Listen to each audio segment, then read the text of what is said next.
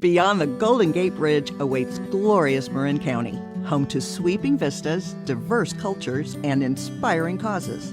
Join us for Marinterviews, profiling people and projects, creating a meaningful impact in our community. Hi, welcome to Marinterviews, where we showcase people and nonprofits making a difference in the community. I'm Sandra Grimshaw. I'm very happy to introduce you today to Marlene Capra of SpeakSAFE. I'm thrilled to be here. Thanks for having me, Sandra. Absolutely. I want to know everything about SpeakSAFE, but first I want to congratulate you because you just won a Giving Marin grant. We did. We were so honored to be among so many wonderful nonprofits. Isn't that an inspiring night? It was truly inspiring just to see the amount of people in our community doing amazing work and so quiet and behind the scenes, really, that we should all know about so we can be supporting. Well, that's why we're doing what we're doing, because that's exactly my mission. Just there's too much good, and we just have to raise awareness and hopefully generate donations for these groups. So tell me all about SpeakSAFE. SpeakSAFE, near and dear to my heart. It stands for Save Adolescents from Exploitation. And, you know, it started SpeakSAFE, many different reasons, I think I want to say. Goes back way back to my own childhood, my own life, trauma, my own life, moving out very early, living on my own in San Francisco. Oh my gosh. And just realized early on, I think it just would have taken one person in my life to make a difference. That being said, you can fast forward here, and I've always had an interest and have worked in mentoring high schoolers and youth, and there's nothing I probably cared more about than giving them tools and letting them know that they had choices, good choices, and that people cared about them. Because so often we sort of look at students and really let them navigate life on their own, and they can't. They need us, and we need them. Did you feel, I want to know a little bit more on the background, but did you see any issues evolving during the pandemic too? Because the isolation was so hard for so many of us. Were you communicating with the teens during that time? Around that time, we had started our nonprofit, and it grew, and definitely they were coming out of the woodwork. Oh, that's terrific. I could see, because there was such a need because of the exploitation and trafficking that was happening with our youth. So growing our team, getting student voice, making sure that they knew what support they had, but more importantly too, helping them to understand education around it. How could they prevent it? How could they make healthier choices? And so then we really started to grow our nonprofit, and I applied for it really during that time. Terrific. And we started to move in that direction. So the initial impetus for you to start this and the mission behind what you're doing is what? I think I've always, like I said, there's just a need to help with the health of our kids. I've always cared about our high schoolers, like I said, in mentoring high schoolers. I was a court reporter. I worked in criminal courts. I saw survivors on so many levels.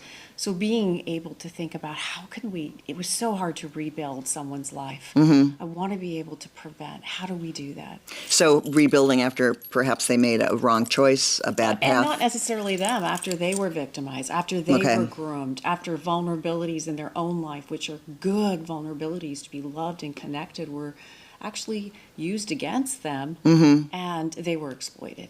Marlene, can you tell me about what initially inspired you to create SpeakSAFE?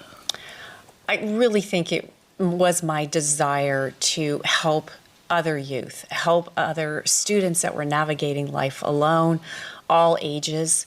And as I said previously, it was my own background, and realizing it just takes one healthy, trusted adult in someone's life to really turn it around. That is so true. One mentor, one person that actually cares can really make a difference. Good for you.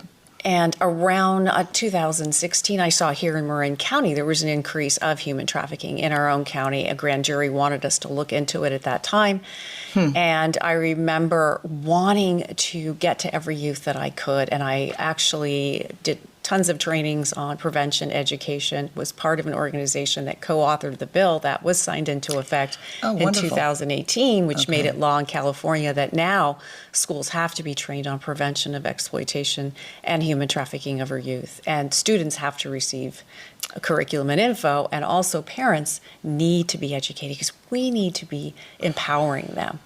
So that really became a mission of mine, of getting this to every student that I could. And of course, California sort of set us up not to really succeed well because I had to go out and raise funding to do that. And so it's our wonderful donors that actually move this work forward in our community. So you have managed to get it into the curriculum. There's curriculum that goes that our wellness staff is using. Wonderful. And they're getting it to our students. We did this in one of our school districts. The entire school district was educated. Students are getting the curriculum from kindergarten all the way up to 12 Wow. in an age-appropriate way. Right. When you feel uncomfortable, when you're young, how do you even voice that? Right. What words would you say? And then where would you go? I love that it's reaching down to younger ages in an age-appropriate way, because so much of the outreach seems to be, let's just do high school, from my experience when we were doing an anti-bullying mission.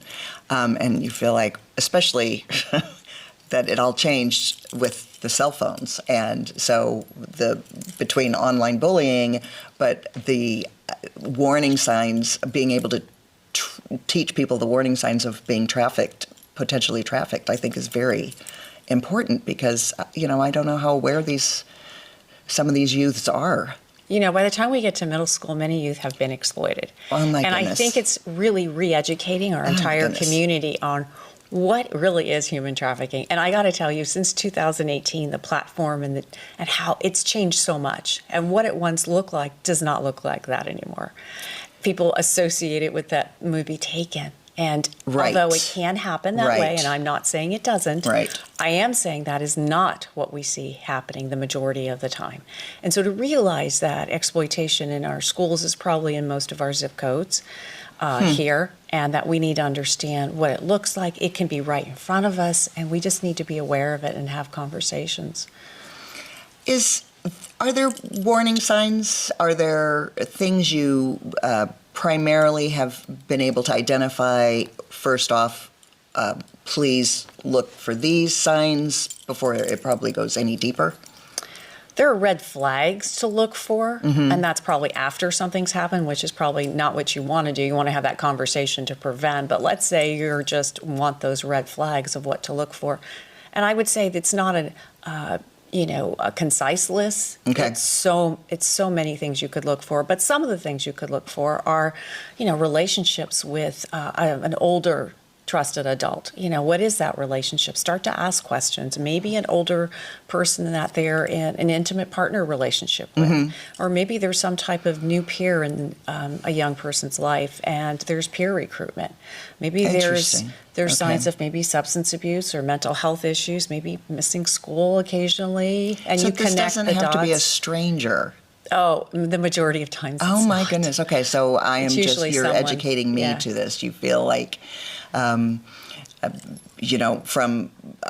know my kids are older now, but when there were, let's say, as simple as the old slumber parties, but how we all got very careful about saying, well, whose house and what are their family members there, and do we know them? Things that we never thought of when the old black and white days when I was growing up. So, I mean, it's not potentially always a stranger coming at these trafficking these young adults. Majority of time, it's someone they know, someone Oh my that comes gosh. in, that grooms them, that targets, becomes a student of our students in a way. Oh my goodness. Okay. Targets a need, creates this emotional relationship, so they become connected, invested, and they really don't want to leave, in the sense they feel supported and yet harmed at the same time, but don't know where they're going to get that support.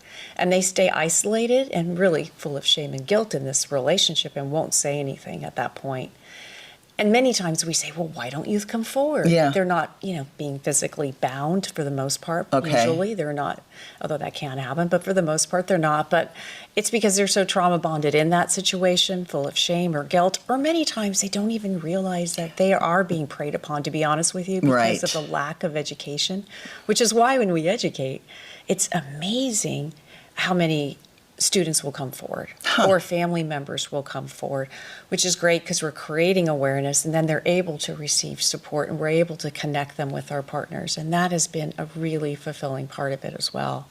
So do you have meetings? Do you have a teen group? How does SpeakSAFE work? So SpeakSAFE, and what makes our organization so amazing is our incredible youth team. We have a paid student internship program. I'm incredibly proud of our youth. We probably have like 30 students now. Oh my goodness, that's fabulous. Last night we had a training last night, and I was just so proud of them. But high schoolers and college students that present with us, that help on events. We'll start social justice clubs in their school. They're writing articles in newspapers, doing parent trainings, tabling. We just presented at the teen conference. So it's really student voice that's mobilizing. That's normalizing. Yeah. It's turning the culture. So the culture now is normalized. Like, we got to talk about this. Let's talk about sextortion. Okay. Obviously, we can talk about what not to do, but let's talk about when something happens. What do you do? Because there are things we can do. We want to make sure that youth don't feel that they are so compromised that they compromise themselves in some harmful way. So that has always been at the forefront of making sure students understand no matter what, there is support, and you need to come forward, and you are so brave and that courageous. They're not alone. And I bet the peer group is really helpful because they may not be comfortable talking to their parents. The parents may not know what to ask. I think there's a huge awareness building that you are doing. So you are working, you mentioned you're working with law enforcement. How are they helping you? So I work with our local law enforcement. We've educated our law enforcement. We did our police chiefs, and we did many of our local police departments. And we also work with our North Bay Homeland Security agents, who are absolutely wonderful, by the way. But all of them are. And so in working with them, I like to check in. I like to see, what do you see happening in our area so we can better educate.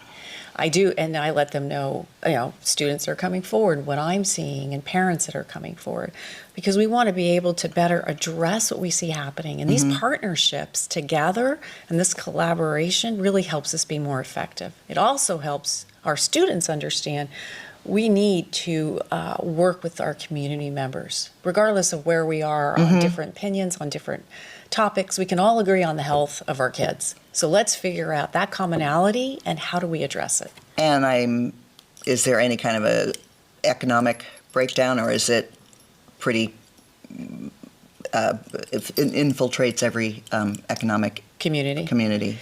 I got to tell you, it is in all our communities. It doesn't know a certain economic status, by the way. We see it in all economic statuses. That's what's really interesting. I could tell you stories all over the board, private schools, public schools, all our different areas of Marin County for many different reasons.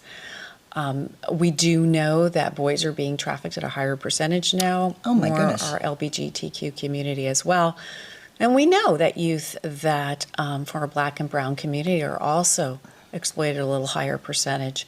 But there's a couple demographics, let's face it, foster youth, maybe those, some of the youth obviously in probation, but at the same time, it's a higher percentage, but all of them, because they're youth and students and connected in some way, whether digitally or even in person, to be honest with you. Really? I was wondering if it was mostly a digital platform at this point. It is all across the board. I think we need to approach the digital platform just like we would approach a physical situation. It really is. I think parents, not just parents, all of us, and I'm not throwing stones, we check out. Our kids are on social media. It's time to check out. It's really not a time to check out. It's interesting. I just did stats on a survey. 94% of our youth, 8 to 25, felt safer online. And so that's interesting because I think they feel they have more, their boundaries aren't being crossed there, that they have more control over a situation. So it's really breaking down those perceptions and just having conversation. I mean, social media is a wonderful thing. It can be also something that's harmful. Let's just talk about it. And you don't need to be a tech expert to do that. Well, and so much of our communication now on social media and all those platforms are all about the analytics, and they can, we don't know what our kids are putting out there, and how they're being, where their information goes and where our family What's being information sent to them. goes. Yeah. And is that something else that can be looked at, or is that just raising the awareness of all ages to be just really careful in what you put out there? And that's part of it, but the other part is families having that conversation. Yeah. And so in our trainings for families, parents and caregivers, we talk about that. As a family, you need to decide what your choices are. Do you want to have shared messages, share passwords so you could log in and check? You need to talk about checking your settings, going on and seeing who's logged into your account. It's interesting because this generation has more of a tendency to say, yeah, here's my password and here's and they just sort of text it to you and it's done. And so you don't know who's on your platform using it. And let's face it, you put anyone's name in and it's pretty easy to find out what's going on in their life. So it's opting out of certain search engines, and that takes a lot of work for all of us. I mean, I don't do all that. It's harder to it opt really is. out. Oh, Then, there's so much. Yeah. Anything you do, and then I go in and I do, but I don't know if my kids are young adults, so that policing isn't as, common as it used to be. I remember when they were younger, it was more that the parents didn't know how to operate all the devices, and the putting the devices away before bedtime or turning off the devices. I know my husband used to have to just turn everything off by 10 o'clock and turn it back on at 7, and the kids would flip out, and we're like, too bad, we're just not going to go down that rabbit hole with you. But I doubt that happens anymore. And that's part of it, limiting it, deciding for you how much time do you want them on social media. But I do want to reiterate, again, it's not about knowing all the platforms. It's about finding out, well, what platforms are they on? Oh, okay, let's talk. Oh, they're gaming. Okay, tell me about that game, or let me see it, or, talk about it together. Talk about some of your concerns about others private messaging them, or sending them pics or grooming them, and have that ongoing conversation. And I think if we treat that just like we would if we gave the keys to the car to our kids, let's face it, we don't just give them the keys to the car and say, that's true, good luck. I hope that, that whole party goes great that you're going to in San Francisco. Okay, how long have they been driving? Who are they going with? Yep. I mean, you ask all those questions. It's the same thing with anything on an online platform. But I want to take the stigma out of it as far as having to know everything about it, because let's face it, we cannot keep up with our digital world. It's going to, I'm trying constantly, and there's always something new. Yeah, and there's so much good about it. I mean, it is we just have to learn how to navigate it in a safe way. And I think we have to realize too, and especially as parents, I have 3 kids, I get it. 1 out of 3 of our kids probably will be exploited at some point. So it's having that conversation. Hey, if this does happen, this is some steps we can do. What are some of the steps? So when furthering the conversation, what is some of the advice that you give both the peers and the parents? Okay, so when I talk to students and then I talk to parents, for students, let's say, I will say to them, we just had a group actually of over 50 students, and I said, you know what, if you do send something, okay, we say sexting is huge right now, so if you do send a pic out, because a lot of times, even though we say, oh, don't send a pic, well, they'll send a pic. Yeah. So I'll say to them, okay, well then blur the background. Make sure your face isn't in it. Make sure there's no identifying marks so they don't even know who it is, right? So then that'll stop that financial sextortion. But let's just say it goes out. There's ways to get it taken down first. And so there's some take it down platforms. Don't definitely cut off all connection on those accounts to the person who's reaching out to you. At the same time, don't get rid of all that data you collected, messages, interaction back and forth, because you may want to use that at a future point. And then it's making sure you reach out to a trusted adult to help you through this process. But you can get it taken down, and I've worked with our students in Marin. We just had a student on our team was phenomenal, because they're going to be the boots on the ground, and she recognized someone at school had a compromising pic, and he was actually experiencing financial sextortion. and $2,500, didn't have it. They were going to send it to all his Oh, my contacts. gosh. And they did. And I got to tell you, these cases you want to get to right away because we had 20 suicides last year. Yeah. And That's just these heartbreaking. are ones we just want to make sure students know we have you, we're with you. And so I was able to speak with him and support him and help him. And it worked out well. And I'm very, very grateful because if it wasn't for our student leaders and our student mentors, so I'm very, very happy. But that's what we tell students. And for parents, not to freak out. So let's just say they send out something that's inappropriate. Not to freak out and get upset with them, but, talk about, okay, well, let's come up with how we can actually have more protection over this. Involve them in the decision-making process. That's a good point, instead of dictating. What would you do? Let's figure out what we can do together. I want your ideas. Give me some of your ideas. Have them problem solve with you on this. So they know going into the future, we're all gonna have to constantly sort of deal with this. And then we have AI. I mean, I could go on and on. Oh, the AI stuff is challenging. This is a whole training in itself. But anyway. Exactly. What are some of the, what's the feedback you're getting from some of the students? Because I just think it's wonderful that they're getting involved. They feel empowered. I mean, I literally think of them and want to cry happy tears, to be honest with you. There's not a day that goes by that I don't think of them in this way, because they are empowered. And there's students that started with me. It's really interesting. And maybe really didn't have a student voice yet. And students that started that knew nothing about this topic. They're all over the board. There are students that are with us that have been exploited. There are students that have joined because they know someone who's been exploited. There are students that have joined because they care about this topic. They see it happening to their peers, but they really don't know anything about it.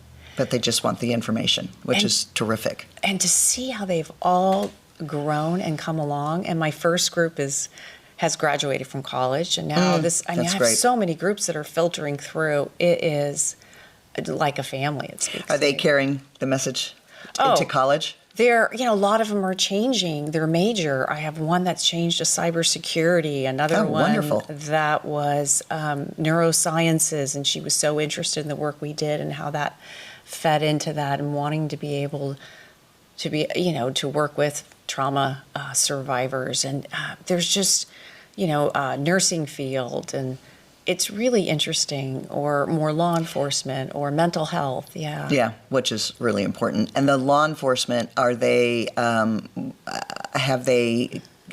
they have a committee in their divisions? How has that grown in the law enforcement community? To help you? To help us. No, let's face it, law enforcement are stretched thin like everybody else. Exactly. And I think they're doing the best they can with the resources that they have. We do have a human trafficking unit. I know San Rafael. Oh, good. Out of San Rafael, and I check in with them, and they work with Novato, and I also obviously check in with them as well, too. But all our departments, are working together when they need to on this issue. But there are yearly stings and things that are done with our departments. So they do some outreach too. Oh, they're definitely. I'm on the Marin Coalition to End Human Trafficking with our DA's office, and that's definitely a topic that we. We bring education to our community, but just we always have presentations and people presenting on the work that they're doing locally in our county. And I say this this isn't to create fear. This is to empower people. And education is empowering. It is. The more education we have, look at the pandemic, and the more we can get our head around how to deal with it, yes, the more we felt we could actually do life. Well, this is the same thing. So how else can we help you? Can people, do you accept donations? Do you have events coming up? We try to keep this kind of evergreen, so we can rerun this at any time, but what in your foundation are you doing in the future? What are you looking forward to?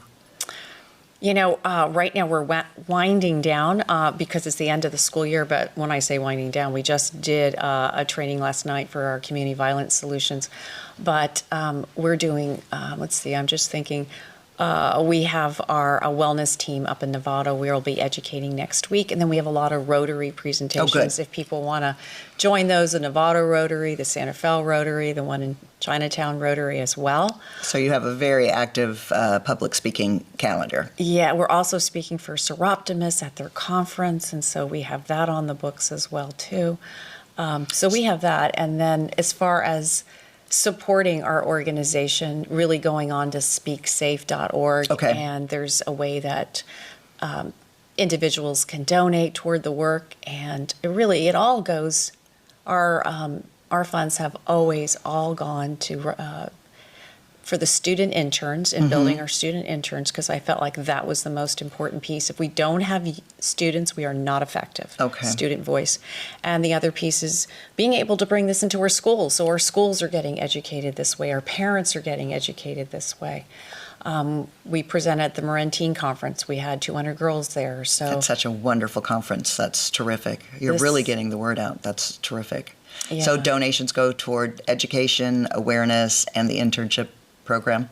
Correct. And having community events, because we need to re-educate people, all of us, absolutely, on what it is. Yep. So that we know how to identify. Somebody from the IJ, it was really interesting, wrote an article not too long ago about she ran into a woman in Mill Valley who had been trafficked. And she said, I didn't even know what resources to offer her. And so interesting. That is interesting. At the end of every training, I always show and talk about our local resources. We should all know what they are. Yep.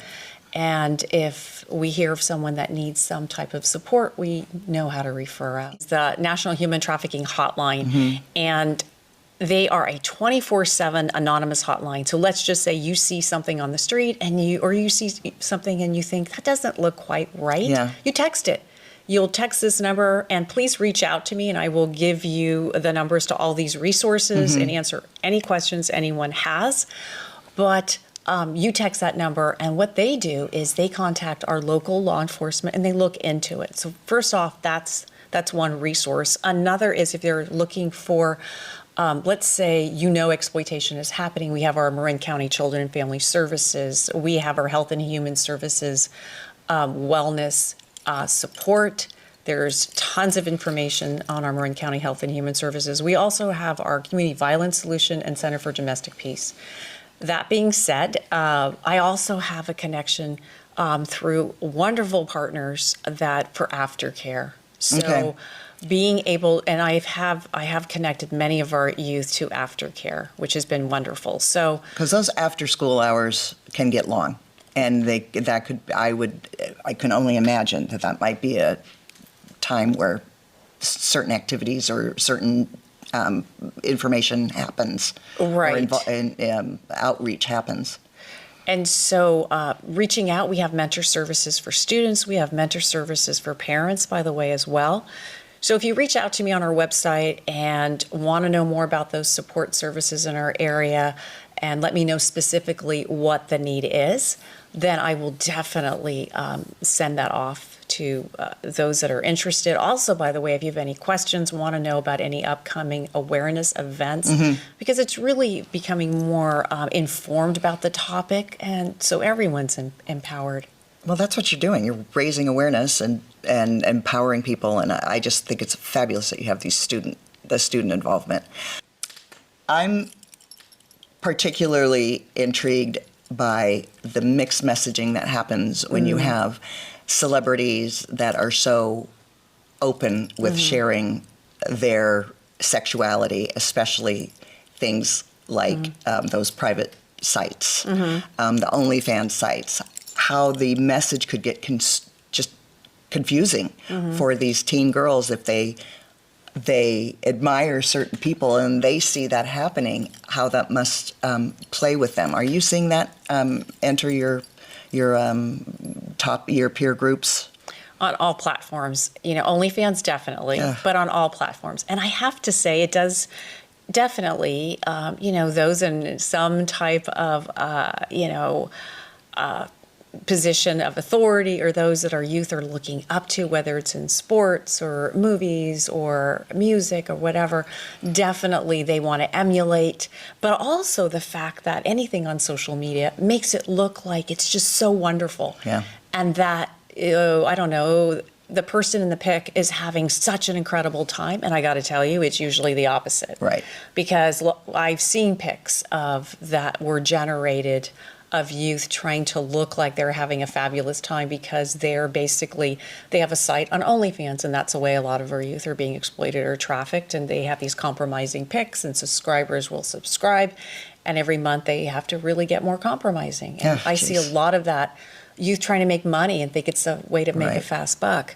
At the same time, they make it seem glamorous, and they're hurting. Yeah. And we don't see that part of it. But that's the whole social media piece, where we only see what we think looks so great and awesome. And it's not just OnlyFans. I mean, I'm seeing it, obviously TikTok, Instagram, and Twitter, or X or whatever. But anyway. It is. It's just something. But I love that you're not coming from a place of fear. No. You're coming from empowerment. You're coming from education. I really like that. I really respect that. And it's opening up my eyes, too. Because everything is here. We just have to figure out, okay, how do we have a conversation around it? And when we do, we sort of destigmatize it. And then we change the culture. We're changing it in the sense, we're going to talk about this, and there is no shame and guilt. And when someone comes forward, they don't get bashed. They don't get ridiculed. We're not going to blame them. We're going to support them, because that really is the mindset we need.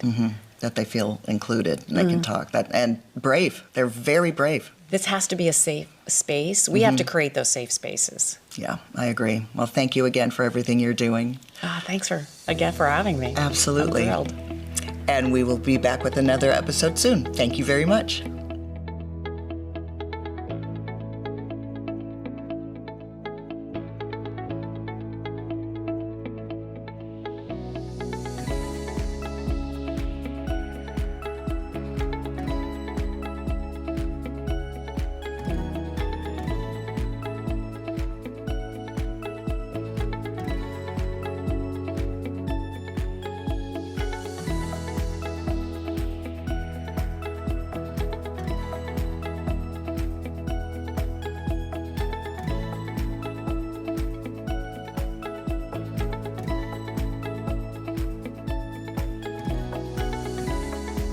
For interviews.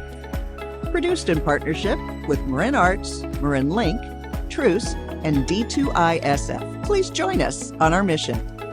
Nominate a person or program to be profiled either in studio, location, or Zoom. Sponsor a segment. We look forward to working with you.